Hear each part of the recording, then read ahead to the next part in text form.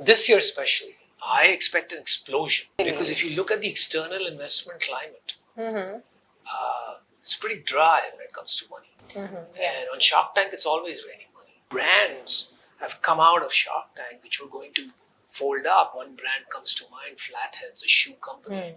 The guy was wrapping up. He was out of money. He just sold. No, I think there's several companies. Everyone I have invested in is the most promising. Right? 6 out of the 22 companies in season 1 or 23 that I invested in ghosted me. And so I have a company called Agnikul that I invested in a few years back. And, watch out, Mr. Musk. Everybody knows I'm the best. And so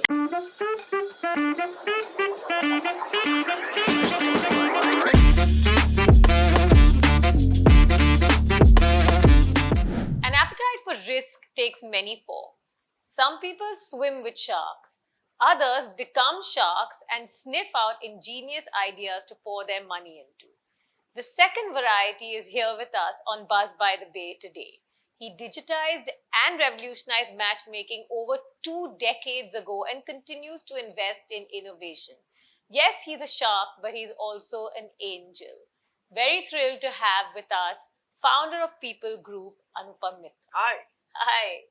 Thank you for joining us and nice to meet you in person finally. Yeah, great. Yeah. We've been planning this for a while. Absolutely. And luckily you live fairly close by in Kapil. Yeah, like I said, I'm a shark. I should have just swum over. You should have. Literally see my building from across the water. Yeah, but in these choppy seas and this crazy monsoon, so but a shark can survive that, right?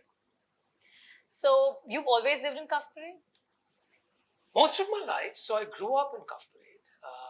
And then I moved to the US to study. And then I stayed there for a few years for work. So I was there for almost 10 years. And I came back. But always been a South Bombay boy? Yeah, Yep. Because my parents, after I came back, I bought a place close to my parents. Okay. Just a few buildings down so I could be close to them and at the same time have my independence. Distance makes the heart grow fonder, as they say, right? And so, I came back and bought a place there. And so, yeah. So many people now moving to Lower Parel and all these huge new buildings in BKC and Lower Parel, but you're loyal to Kaf? No, I'm different in that sense.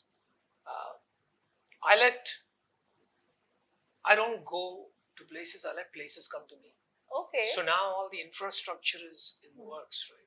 Right. So that everybody can be connected to us. We don't have to go anywhere.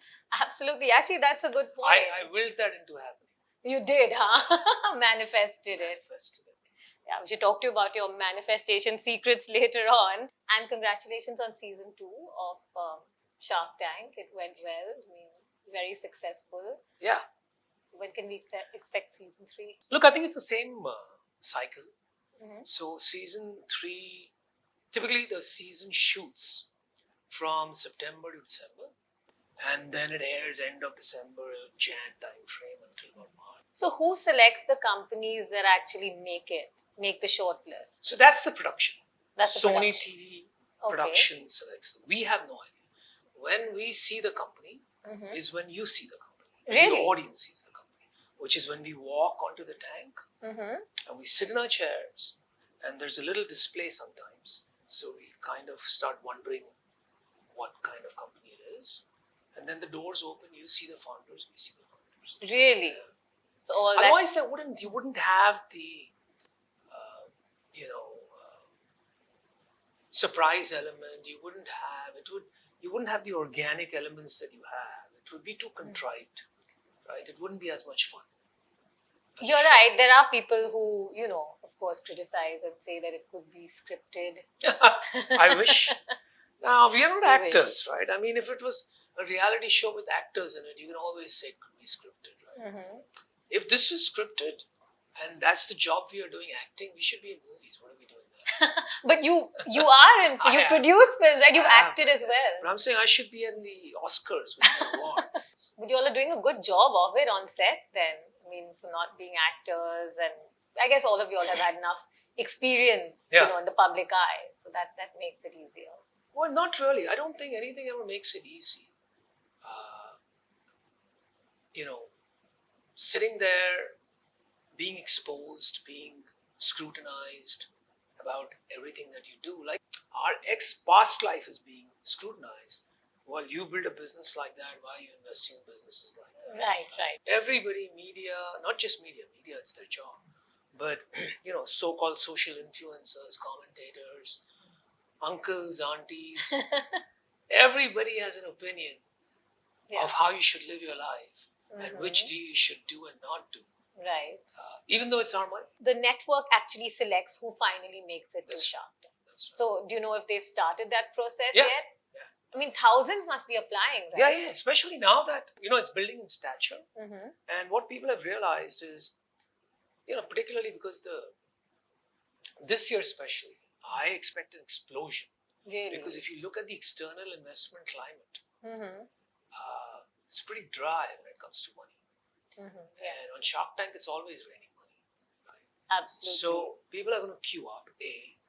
B, I think people have also figured out that, of course, the sharks are household names now. Mm-hmm. But appearing on one episode of Shark Tank, and, if your story is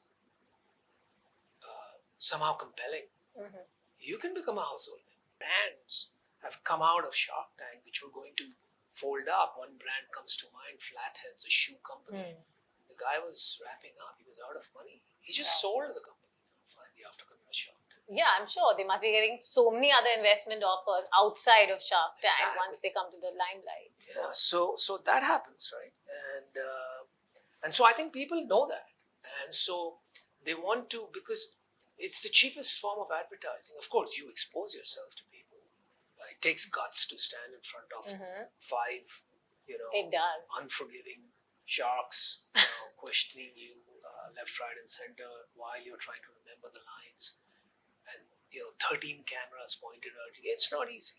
Right? Yeah, it's not for a founder. Right? Actually, I was also Googling some brands after watching Shark Tank, like jewelry brands, and I was actually Googling them and looking at their sites after, saying, "Oh, this looks pretty good. I should check them out."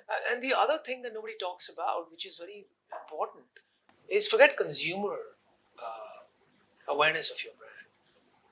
When you are an unknown brand, getting distribution is very hard, right? So getting onto quick commerce or grocery stores or offline distribution is very hard because they don't give you time of the day.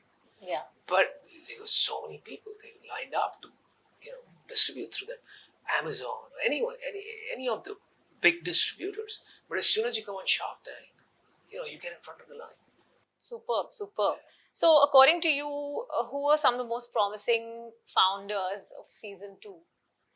No, I think there's several companies. Everyone I have invested in is the most promising. Okay. And can you refresh our memory a bit? Yeah, sure. So, I think some companies that I'm very excited about. One is Snitch, which is sort of trying to build the equivalent of Zara from India. Incredible numbers. When he came to Shark Tank, he was already kind of a big business, doing 7-8 crores a month. Now he's doing 25-30 crores a month. And this is season 2, not season 1. Wow. Yeah. Right. So, and great founder, great entrepreneur, great story. There's another story of these two kids, right? 18, 19, Zillionaire. I don't know if you remember that. They were doing jewelry for the millennials, or the alpha generation. Right. Well, not alpha, millennials, right? Gen Z. Yeah. And so it's all the streetwear jewelry, hip hop, if you want to call it that. And so they're operating at 3-4x their number. 18, 19-year-old kids. Wow. Right? Wow. You invested in them. I invested in them, yeah. And then there was one very interesting company where I got out, but then I got in again, and the other sharks hate me for it. It's called Sharma Ji Ka Atta. Okay. And so now I'm a part owner in अपनी भी आटे पीसने की business है, right? Wow. Right? So हम हमारी चक्की का आटा खाते हैं, right? But this is a very interesting story because it's a mother and son duo. Actually, when they came on the tank, it was only the mother. Son had a job. He resigned from the job after the tank, and now he's full-time involved with the business. And within a month of them coming out of the tank, we stitched up the funding and so on. And in the early part of this year, a couple of months after that, we've gotten them distribution on every, platform from Zepto to Big Basket to Blinkit and so they're growing. They're already 5x of their numbers. So there's a company I invested in called Homestrat. Very, very interesting. I think when they came on the tank, they were operating at 40-50 lakhs a month. What do they do, sorry? They essentially do stuff to organize your home. Okay. Right? So if you open a closet, usually stuff just falls out. So they just do things that organize your closet, organize rooms, just keep things in order. Nice. And, it's not a category. Yes, home improvement is there as a category, but focus specifically around organizing. I guess you could go to IKEA, but this is very Indian-esque in the sense, how do you keep saris? And so look at the numbers. They've gone from 50, 60 to almost 2.5, 3 crores. And this is season 2 company. So we're talking season about... 2. So you get pretty involved in the companies. I do, depending on the company. Some founders don't need our help, don't want our help. The idea of being a good investor and a good angel is helping when they need your help and staying out of the way when they don't. And you have so many other portfolio companies, like you mentioned, this Atta brand. I mean, Big Basket is one of your portfolio companies, right? So then they can leverage those. And we have relations everywhere. Yeah. Whether it's Zepto, Blinkit, we know the CEOs very well. They're one phone call away. If they had to go the traditional route, 6 months you don't get a meeting with someone. Yeah, absolutely. So that's so great. It changes the game. But do you sharks compete a lot with each? Sometimes you do, right? Compete a lot with each other for investments when you find the idea really good, right? Does that create a lot of hard feelings off the show? Not really. No, because everybody knows I'm the best, and so if they offend me, they come and say sorry. So there's no hard feeling. No, but what happens is you take 5 people, 6 people who are sort of at the top of their game in their respective industries, and they're there for a reason, right? They're all type A personalities, right? And you put them in a room for days at end, obviously. Yeah. You're going to see fireworks. There will be. That's the idea, right? They're going to go after what they want. They're going to get agitated. They're going to get hungry. Yeah. So things will happen. But you'll get along, basically. You're friends. We go out on vacations. We good. go to each other's parties. But do you think overall Shark Tank is having a positive impact on entrepreneurship in India? As I always say, everything in life is about timing. And you could have the best idea in the wrong timing and it just wouldn't work. Right? But if you think about Shark Tank and the season 1, it came out when India was at the height of the startup frenzy. Right? 21 December. Unicorns were being minted every day. And most people in India have a business. If you go and knock at anybody's door in this country, irrespective of what officially somebody might be doing a job or run a business, their wives, brothers, daughters, sisters will be running something from home like a boutique or cake or something or the other. Right? They were reading the papers every day, looking at this privileged lot from IITI and raising $1 billion, raising 100 million, becoming worth 10 million, and one has to ask the question, what's wrong with me? What does this mean? What does Series A, Series B, all this stuff mean? What does a term sheet mean? What does an SHA mean? And then along comes a show that demystifies all that. Yeah. And tries to, teach you how to grow at scale, grow at speed and scale. And I think the most important change that it's made is that it's created belief in me. Because a lot of people who come on Shark Tank are not the privileged elite IITIM guys. Yeah. Right? They are people who are like the average Joe. Farmers and families and a mother and father and a husband and wife trying to make a living. Right? And I think that's what Shark Tank has done. It's made the impossible possible. Yeah. But there's other criticism that says the sharks only invest in profitable companies. If I had $1 for every criticism I heard about Shark Tank, seriously, I wouldn't need to be on Shark Tank. I wouldn't need to work another day in my life. I think, the data doesn't bear it out. So if you look at, whatever, 180 companies or 200 companies, ballpark, between 180 and 200 companies that have been invested in from season 1 to season 2, right? I'd say there's probably 20% of the companies, if that, are profitable. So 80% of the companies aren't profitable that we invest in. Okay. But if you choose just the 20% of that data and say, look, they only invest in profitable. It's clickbaiting culture, right? There's not much that you can do. And then you juxtapose that with saying, oh, this shark's company is unprofitable. Why are they investing in profitable companies, right? Suddenly it's a story. But what about, like, let's say an entrepreneur who has no money at all? Because a lot of the people who come in, they have, revenue. They've had first rounds of funding. What about if you get like an entrepreneur from a tier 3 town or even a rural area who has no money but a great idea? I mean, do you entertain those kind of people too? The reason I did Shark Tank, first of all, just to be clear, is, and I don't want to sound too, holier than thou or too noble in any respect, but I fundamentally believe that Indians have the strongest entrepreneurial DNA in the world. The reason, it's very practical. The reason is because we come from scarcity. So we've had to figure it out, right? And we have a few communities in this country that come from, certain parts where they've had nothing, not even vegetation. So they've figured out that they need to, be rainmakers.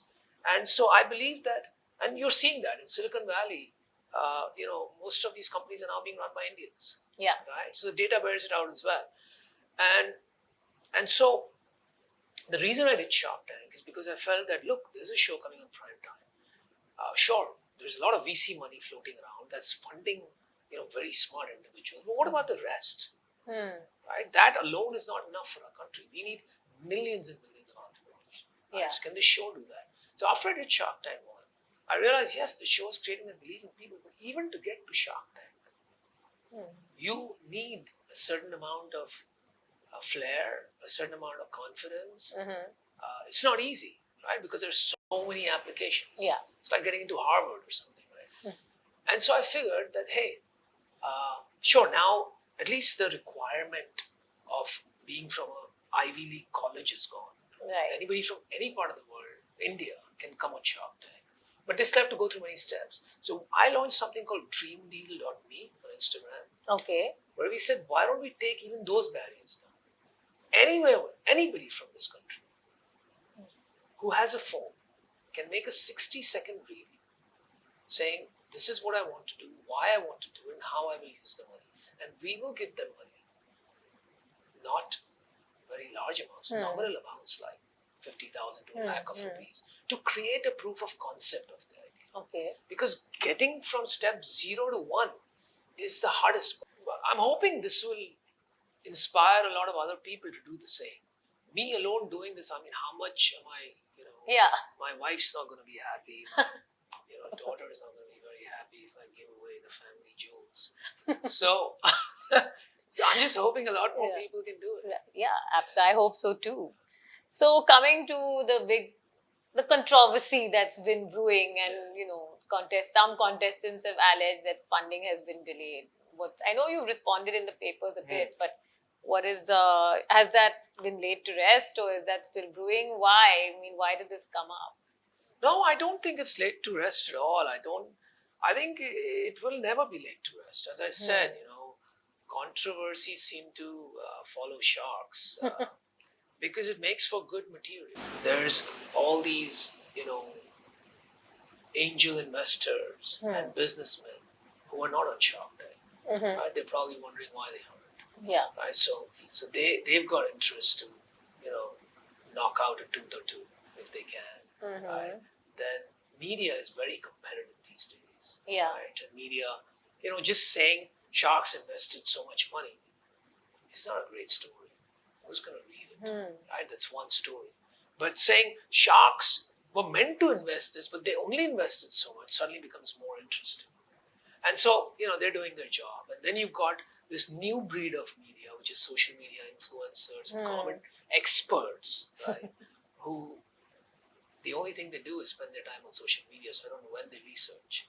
But so they have a vested interest. So I think, look, the way the world has become now, if you're in the limelight, controversy is going to come in. We clarified it, put out data, right? When I said completion ratio is 2/3.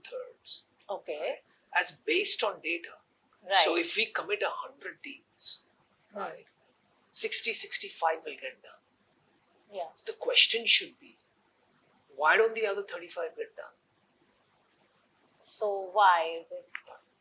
So I'll come to that. Yeah. But the question that people are asking, because that's not interesting, right? People are saying, no, it's not 65, it's 40. Or no, it's only 20.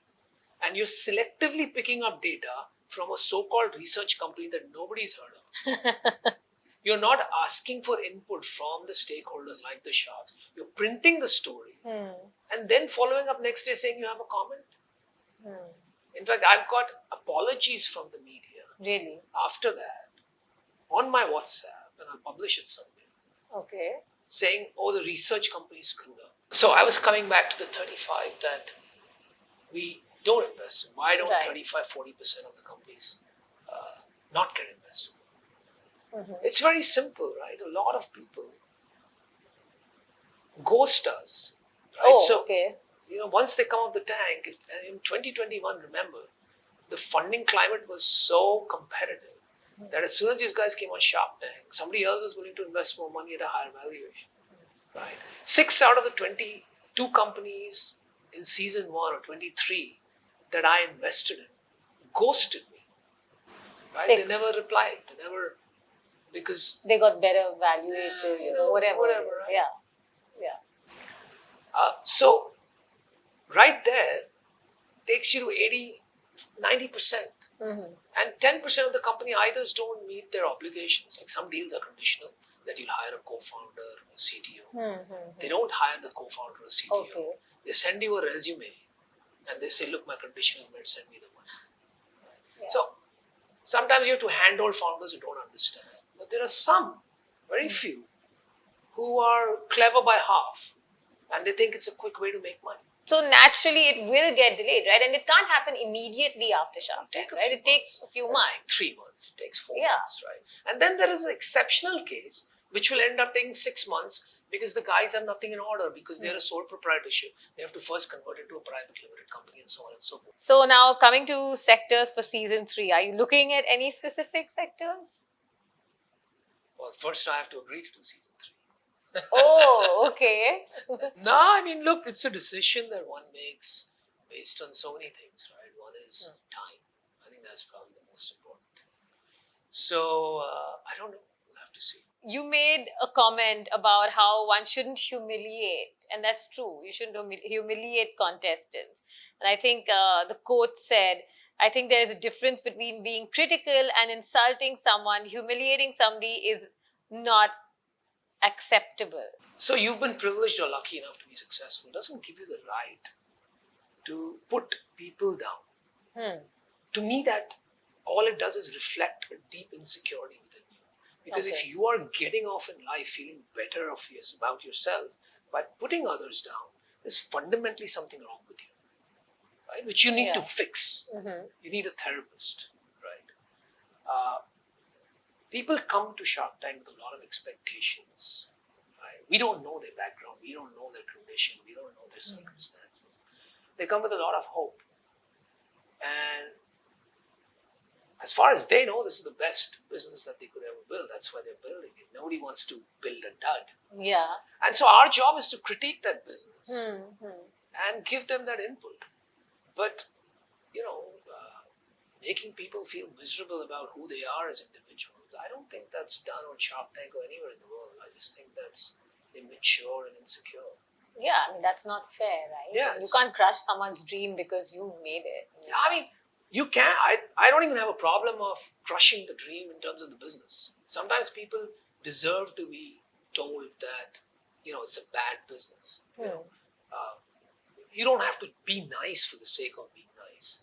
All I'm saying is there's a thin line between criticizing the business and criticizing the person. And that's where I draw the line. Like for example, I'm tough on people who come with health claims. Yeah, I was going to come to that. Yeah. And talk about businesses or products that are good for you when clearly they're not. I happen to know a thing or two about health. And they make claims without actually studying or even getting into the fundamentals or the basics about health. They don't know the difference between protein and carbohydrates. So now, a little away from Shark Tank and going back to Shaadi.com. How is it doing now? I mean, so much competition now, right? Yeah, competition is good. Look, I think we have such a strong brand, right? So, one of the things about our business is that we constantly have to acquire new people because people find success and they leave, right? It's not like other businesses where you acquire once. And so whenever our acquisition goes down, we have this inside joke, just check to see if competition has stopped advertising. Because when they advertise, we get more people on our platform. Oh, really? Because our brand is so strong. Yeah. Right. So I think, we worked really hard on the brand, so it doesn't really matter. Competition is good. It forces us to think about the user more. It ensures the team doesn't get complacent. So I'm not worried about that. Also, this business has network effects, so it's really hard to come out from behind it. So, I mean, was it your idea solely, or was it a group of you? I mean, it was a stroke of genius, right? I mean, to take matchmaking and digitize it. I mean, that's like, people are literally born in India to get married. Yeah, that's true. So you know what's funny? Every industry in India, pick the industry. It's 1/10 or 1/20th or 1/100th the size of the same industry in the US, except the wedding industry. Yeah, I was going to say. Right, that's big. Yeah. So yeah, exactly. So people are born to get married. But no, I mean, technically you could say the idea was mine. But, I had my cousins who were working with me at that point. Pooja specifically. She now lives in Delhi. I mean, she was there at the same time, so I don't remember exactly how the conversation went. But, I'm sure she had something to do with it as well. So. Was it hard to raise funding for? We didn't raise funding for a long time because nobody would even talk to us, leave alone funding. Really? So, yeah, we just kind of figured it out. I was working in the US, so I was making some money from there. We had office space in my dad's office. And, programmers those days used to cost like 7,000-8,000 rupees a month. Now it's like 7-8 lakh rupees a month. So it didn't cost a whole big deal, a whole lot of money. Yeah. And so we just kind of bootstrapped and built it. And then we raised capital much after. Have you invested in any dating apps? We've flirted with it, if I can call it that, pun not intended, but tried a few dating sites a couple of times, but we don't think the market is large enough. It's too small, and so it doesn't work. But we are toying with something right now, which is very interesting. Okay, like in that space of matchmaking sort of thing? Yeah, but right before marriage, still targeted at that same age group, not the 18 to 23-year-old. We think that market is very small. Okay. But not necessarily for marriage. It could be a long-term relationship. Right. So you're creating a platform like that, or you're investing in? You're creating a platform. So under people group. Yeah. Oh wow. Early stages. Okay, great, wonderful. What about your other investments outside Shark Tank? I mean, can you talk about some of the more unusual ones, or the most promising ones? I mean, we know you have unicorns in your portfolio, that Ola Cabs and Big Basket, and I saw an interview of yours where you spoke about a cattle trading animal or something like that. Yeah, it's a very interesting company, Animal, right? It's a wordplay on animal and mall. But a few years back, I was in Ajmer, right? And they have this Pushkar Mela. You heard of Pushkar Mela? Yeah. So Pushkar Mela was traditionally meant to be a place where people could go sell and buy cattle. It's a cattle fair. But when I went to Pushkar Mela, I was very surprised. It was huge, but I was very surprised that there was very little cattle being traded. There was like race horses and bullocks and things like that, right? And I was wondering what happened to how does cattle now get traded? How do people buy and sell cattle? I came back to Mumbai and I did start doing some research and I found that it's completely broken. That it's a massive, massive industry. But it's all broken, it's at a very local level, mom and pop. So, as luck would have it, I asked around and I found a girl who came from a small village, who went to IIT. Her father had to sell their cattle to afford that education and so on. And so she wanted to build a place to address some of these issues. And that's how Animal was founded. And I was the first guy to write her a check. In terms of my investments, I think what's very topical right now that everybody's excited about is rockets. And so I have a company called Agnikul that I invested in a few years back. And, watch out, Mr. Musk. But this company is very, very interesting because what SpaceX does is it sends out very large rockets with very large payloads into space. So if you are somebody who wants to send a payload out into space, you'll have to wait for the next SpaceX launch, which could be 6 months. You have to get in line. It could take you 2 years, especially if you have a micro satellite or a small satellite which weighs 10 kilos, 20 kilos. So it becomes unaffordable as well as timelines get completely out of whack. But with Agnikul, they are making small rockets which can take up to 100 kilos in space. So and they will send them up so frequently that you don't have to wait. Wow. And the cost will be so low because these rockets are completely 3D printed. They've been doing some testing. I think in the next month or two, they'll send one rocket. Really? Next month or two? Yeah, Amazing. Wow. Close. And so we're kind of bringing down the cost of space exploration and made in India and rocket science literally from India for the world, which I think is a proud moment. So I can't wait. That was a really fascinating and fun conversation with Anupam Mittal. Definitely learned a lot, and we hope to see him in season 3 of Shark Tank. We'll miss him if he's not a judge. Keep watching Buzz by the Bay for more such thrilling and inspiring interviews.